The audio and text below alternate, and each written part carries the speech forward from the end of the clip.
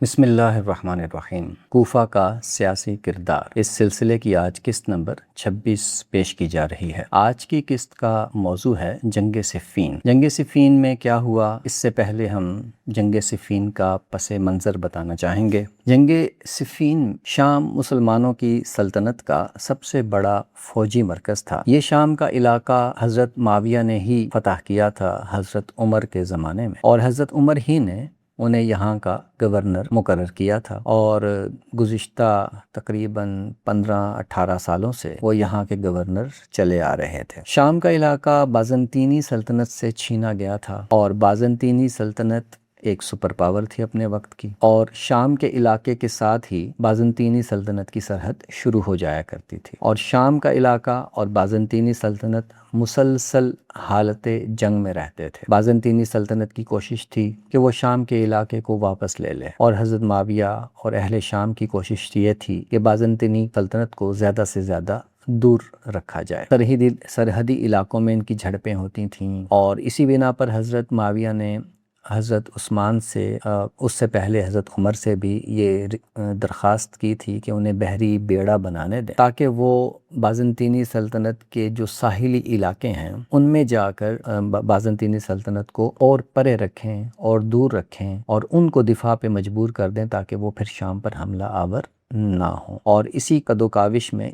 قسطنطنیہ، جو کانسٹینٹینوپل جسے ہم کہتے ہیں، اس وقت وہ بازنطینی سلطنت کا دارالحکومت تھا، وہ وہاں تک حضرت معاویہ کی جو فوجیں تھیں وہ وہاں تک جایا کرتی تھیں اور حملے کیا کرتے تھے۔ تو چونکہ جنگ بازنطینی سلطنت کے اپنے علاقوں تک پہنچا دی گئی تھی، اس بنا پر پھر وہ سرحدی علاقوں پر حملہ کرنے سے گریز کرتے تھے۔ تو یہ صورتحال تھی اہل شام کی کہ وہ ایک بہت ہی نازک اسٹریٹجیکل لوکیشن پر واقع تھا، اور بازنطینی سلطنت کو مصروف رکھنے کے لیے ایک بہت ہی قابل شخصیت کی ضرورت تھی اس علاقے میں، جو جنگی ماہر بھی ہو اور بازنطینی سلطنت کے ساتھ معاملات طے کرنے میں بھی ماہر ہو۔ تو حضرت معاویہ گزشتہ 20 سالوں سے تقریباً انہوں نے 20 سال گورنر وہ رہے شام کے، جس کے ذریعے سے انہوں نے اپنی قابلیت کا لوہا منوا لیا تھا۔ ان کے مخالفین، ان کے حامی سب اس بات کی تو اعتراف کرتے ہی ہیں کہ حضرت معاویہ سیاست کے اعتبار سے اور جنگی تدابیر کے لحاظ سے ایک نہایت ہی قابل شخصیت تھے۔ جب حضرت علی حکومت میں آئے تو انہوں نے جو سب سے پہلا کام کیا وہ یہ تھا کہ تمام گورنروں کو معزول کر دیا تھا، اور اس میں حضرت معاویہ کو بھی معزول کر دیا تھا۔ حضرت علی چاہتے تھے کہ ان کی جگہ حضرت عبداللہ بن عباس شام کے گورنر بن کے جائیں۔ عبداللہ بن عباس کا کوئی ایسا تجربہ بھی نہیں تھا کہ وہ جنگی امور سے متعلق، وہ ایک عالم آدمی تھے اور جنگی امور سے متعلق ان کا کوئی تجربہ بھی نہیں تھا، اور اس سے پہلے کسی حکومتی انتظامی عہدے پر بھی انہوں نے کوئی کام نہیں کیا تھا۔ ان کے حوالے شام جیسا ایک نازک علاقہ ان کے حوالے کرنا، یہ کوئی حکمت عملی کے مطابق درست فیصلہ نہیں ہو سکتا تھا۔ اسی لیے حضرت عبداللہ بن عباس نے خود ہی انکار کر دیا کہ وہ شام کے علاقے کے گورنر بن کر نہیں جائیں گے۔ دوسری بات یہ کہ شامی انہیں قبول بھی نہیں کریں گے، کیونکہ وہ ان کے ہاں حضرت معاویہ بہت مقبول ہیں، پاپولر ہیں، ان کو پسند کرتے ہیں، اس وجہ سے وہ مجھے قبول نہیں کریں گے۔ چنانچہ یہی ہوا۔ حضرت علی نے پھر حضرت عبداللہ بن عباس کی جگہ سہل بن حنیف کو بھیجا کہ وہ شام کے گورنر بن کے جائیں، مگر شام کے لوگوں نے انہیں واپس کر دیا تھا۔ حضرت علی سے یہ مشورہ بھی ان کو دیا گیا تھا کہ تمام گورنروں کو یکدم معزول نہ کریں، یہ کوئی دانش مندانہ فیصلہ نہیں ہوگا۔ یہ مشورہ انہیں حضرت مغیرہ بن شعبہ اور حضرت عبداللہ بن عباس نے دیا تھا، اور ان سے یہ کہا تھا کہ کچھ عرصہ گزر لینے دیں، کوئی ایک سال آپ جو ہے وہ انہی گورنروں کے ساتھ چلیں، اور پھر آگے جا کے ان میں سے جس کو چاہے بدل دیں اور اس کی جگہ کسی اور کو لے آئیں۔ مگر حضرت علی نے اس پہ سمجھوتا نہیں کیا اور تمام گورنروں کو یکدم معزول کر دیا۔ پھر انہیں یہ بھی مشورہ دیا گیا کہ اگر باقی گورنروں کو معزول کرتے ہیں تو حضرت معاویہ کو معزول نہ کریں، مگر وہ اس پہ بھی نہیں مانے اور انہوں نے حضرت معاویہ کو معزول کرنے کا حکم جاری کر دیا۔ حضرت معاویہ نے چونکہ حضرت علی کی بیعت نہیں کی تھی، اس لیے انہوں نے یہ حکم ماننے سے انکار کر دیا۔ حضرت معاویہ کا نقطہ نظر یہ تھا کہ حضرت علی کی بیعت نہیں ہوئی ہے اتفاقی طور پر، یعنی کہ صحابہ کے جو اکابرین صحابہ ہیں اور خاص طور پر جو قریش کے نمائندگان ہیں، ان میں سے کسی نے بھی حضرت علی کی بیعت نہیں کی، اس لیے حضرت علی کی بیعت منعقد ہی نہیں ہوئی۔ مرکز میں یعنی مدینہ کے مرکز میں تو بیعت منعقد ہوئی تھی، مگر اکابرین صحابہ اور خاص طور پر قریش کے نمائندگان نے یہ بیعت نہیں کی تھی۔ اس بنا پر حضرت معاویہ کا یہ موقف تھا کہ حضرت علی کی بیعت منعقد ہی نہیں ہوئی اور وہ خلیفہ ہی نہیں ہیں متفقہ طور پر، وہ صرف انہی کے خلیفہ ہیں جنہوں نے ان کی بیعت کر لی ہے۔ اس بنا پر ان کے لیے ضروری نہیں ہے کہ وہ حضرت علی کی بیعت کریں۔ ویسے بھی اسلامی طور پر کسی شخص کو بیعت پر مجبور نہیں کیا جا سکتا، کیونکہ دین میں جبر نہیں ہے، تو یہ ایک ایسا فیصلہ ہے بیعت کرنے کا جو آدمی کی مرضی پر منحصر ہے۔ حضرت سعد بن عبادہ نے بھی حضرت ابو بکر کی بیعت نہیں کی تھی تو کسی نے انہیں مجبور نہیں کیا تھا۔ تو یہ وجوہات تھیں جس کی بنا پر حضرت معاویہ نے ان کی بیعت نہیں کی اور ان کا حکم ماننے سے انکار کر دیا تھا۔ دوسری بات یہ کہ حضرت معاویہ نے بیعت کرنے سے مکمل انکار نہیں کیا تھا۔ وہ ان کا یہ کہنا تھا کہ حضرت علی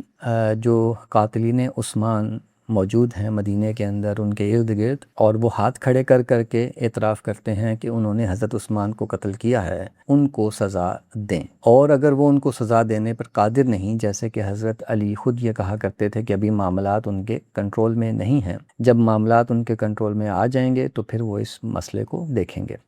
تو پھر حضرت معاویہ نے انہیں دوسرا آپشن یہ دیا کہ اگر معاملات ان کے ہاتھ میں نہیں تو پھر ان کو اجازت دیں کہ وہ خود قاتلین عثمان کو سزا دیں، اور ان دونوں صورتوں میں وہ حضرت علی کی بیعت کرنے پر تیار تھے، یعنی یا تو حضرت علی خود پیش رفت کریں اور قاتلوں کو سزا دیں، یا حضرت معاویہ کو اجازت دیں اور وہ ان کو سزا دیں۔ دونوں صورتوں میں وہ حضرت علی کی بیعت کرنے کو تیار تھے۔ تو اس طرح یہ ایک بالکل صاف انکار نہیں تھا بیعت سے، بلکہ مشروط اقرار کرنا چاہتے تھے۔ اب ایک سوال یہ ہے کہ حضرت معاویہ نے آگے بڑھ کر خود اقدام کیوں نہیں کیا؟ اس لیے کہ یہ خلاف قاعدہ ہوتا، کیونکہ حضرت معاویہ خود کوئی خلیفہ تو نہیں تھے، اور خلیفہ کو وہ جو خلیفہ بنے تھے حضرت علی، وہ متفقہ خلیفہ نہیں بن سکے تھے،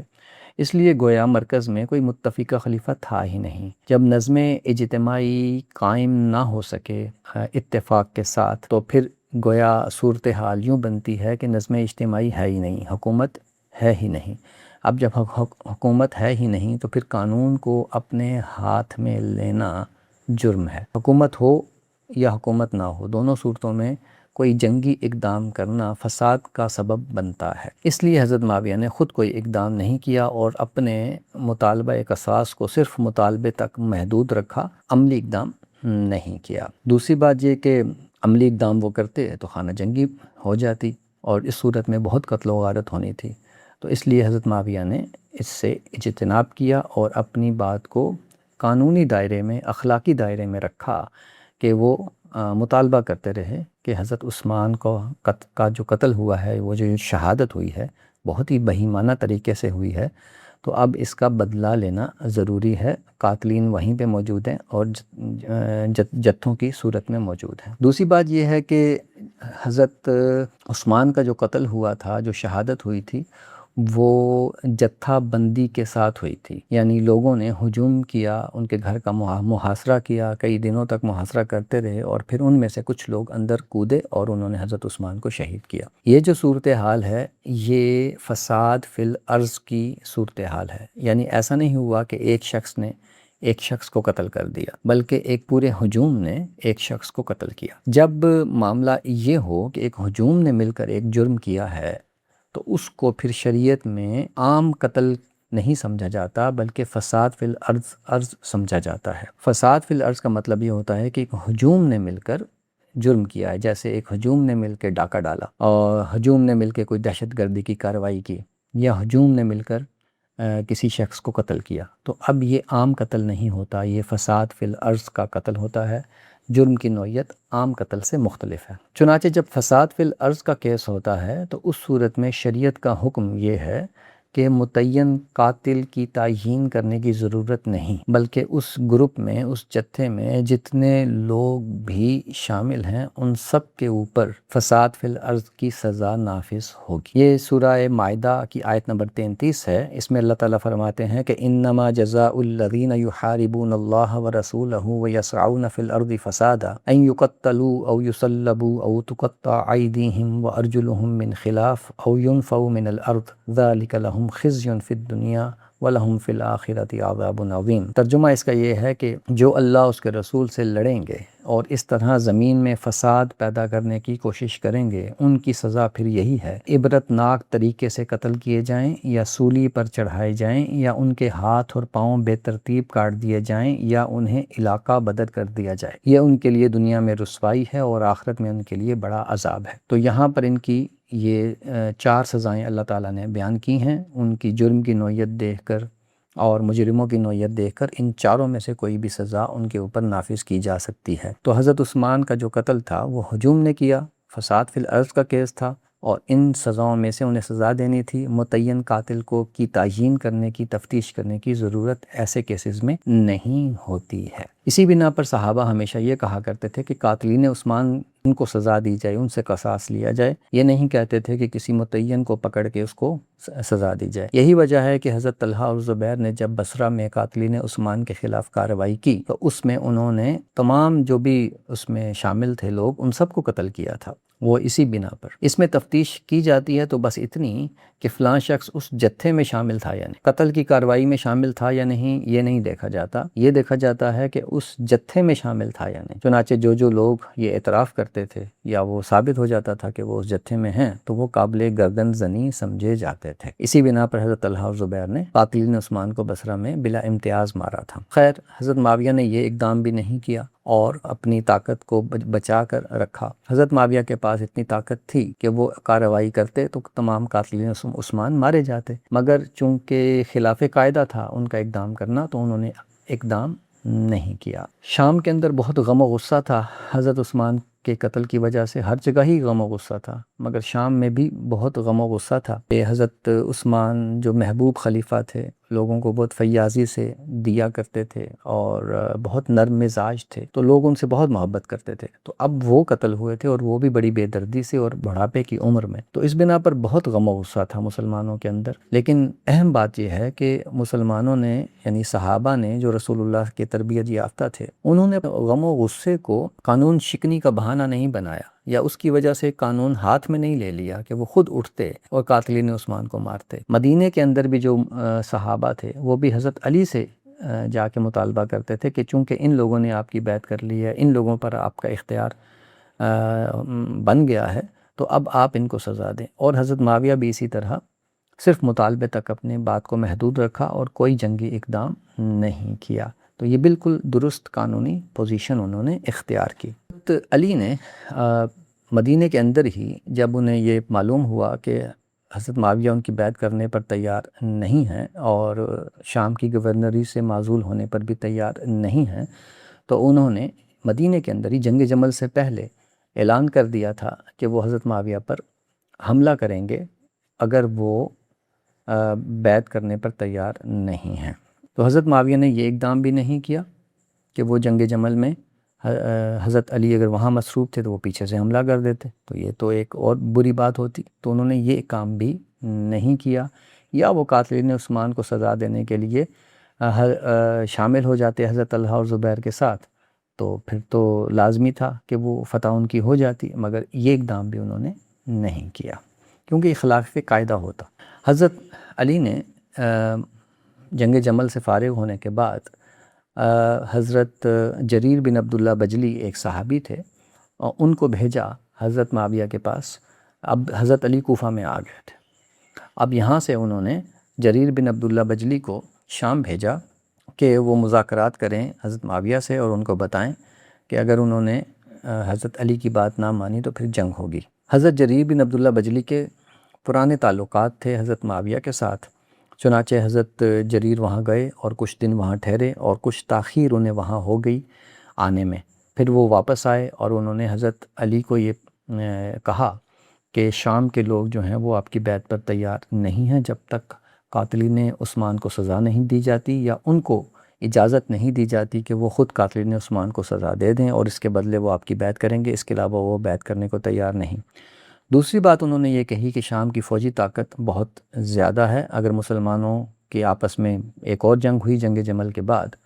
تو پھر بہت مسئلہ ہوگا۔ شام کی ایک منظم فوج تھی، سب جانتے تھے، بازنطینی سلطنت کے ساتھ ان کے مقابلے ہوا کرتے تھے اور وہ ان کو بھی پسپا کر دیا کرتے تھے۔ تو اس بنا پر جریر بن عبداللہ بجلی نے جو مشورہ دیا وہ بالکل معقول تھا کہ شام کی فوجی طاقت سے لڑنا کوئی دانش مندی نہیں ہوگی، مگر اس پر جو مالک اشتر تھا اس کو بہت غصہ آیا اور اس نے جریر بن عبداللہ بجلی کو بہت برا بھلا کہا، جس بنا پر جو جریر بن عبداللہ بجلی تھے وہ ناراض ہو گئے، غصے میں آ گئے اور اگلے دن ہی وہ راتوں رات ہی بلکہ کوفہ سے چلے گئے اور اپنے کچھ رشتہ داروں کو بھی ساتھ لے گئے۔ حضرت علی کو جب معلوم ہوا کہ جریر چلے گئے ہیں کوفہ سے تو وہ غصے میں آئے اور جا کر ان کا جو بیٹھک تھی ان کے گھر میں اس کو جلا دیا اور ان کے جو چچا زاد تھے ان کے گھر میں بھی توڑ پھوڑ کی۔ یہ واقعہ بیان ہوا ہے الاخبار الطوال صفحہ 161 میں۔ وہاں یہ لکھا ہے کہ حضرت جریر بن عبداللہ بجلی شام سے حضرت علی کے پاس واپس آئے تو لوگوں نے ان پر حضرت معاویہ کی طرف جھکاؤ یا خیانت کا الزام لگانا شروع کر دیا۔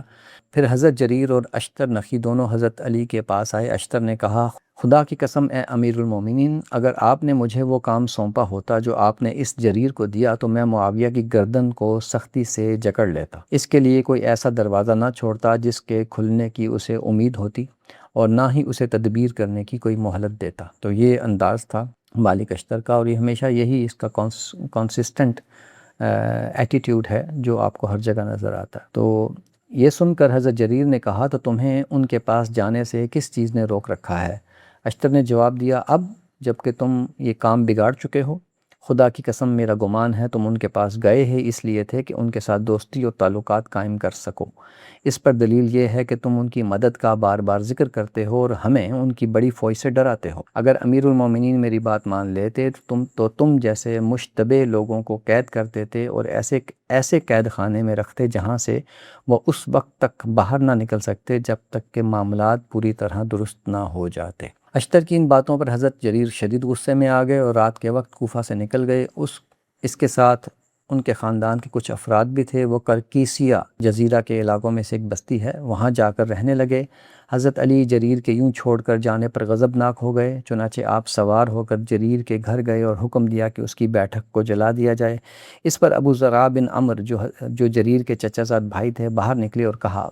اگر ایک شخص جریر نے کوئی جرم کیا بھی ہو تو اس گھر میں اور بھی بہت سے لوگ رہتے ہیں جنہوں نے آپ کے خلاف کوئی جرم نہیں کیا، مگر آپ نے انہیں بھی ہراساں کر دیا۔ یہ سن کر حضرت علی نے کہا، میں اللہ سے معافی کا طلبگار ہوں۔ پھر حضرت علی وہاں سے نکل کر جریر کے ایک اور چچا زاد بھائی سویر بن عامر کے گھر گئے جو جریر کے ساتھ کرکیسیہ جا چکے تھے اور اس کے گھر میں بھی کچھ ہلکی پھلکی توڑ پھوڑ کی، پھر وہاں سے واپس لوٹ آئے۔ تو یہ صورتحال تھی جس میں اب وہ شام کی جنگ ہونے جا رہی تھی۔ اب حضرت معاویہ کی پوزیشن یہ تھی کہ وہ